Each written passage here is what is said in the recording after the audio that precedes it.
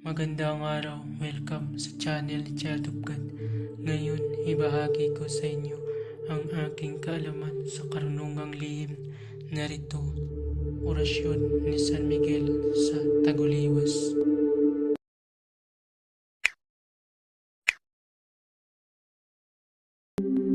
Bago gamitin ang orasyon, magdasal muna ng tatlong Ama Namin, tatlong Aba Ginoong Maria, tatlong luwalhati, at tatlong sumasampalataya at isunod ang orasyon. Narito ang orasyon. Egosum, egosum, actum, Jesus Yeshua. Egosum, egosum, actum, Jesus Yeshua.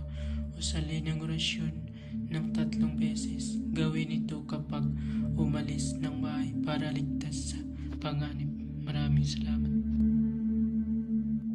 Babala ang lahat ng orasyon na aking ibinabahagi dito ay lubhang makapangyarihan. Gamitin lamang sa mabuti. Kung sino man ang gumamit sa masama ay mayroong bad karma. Maaari maghirap habang buhay hanggang kamatayan.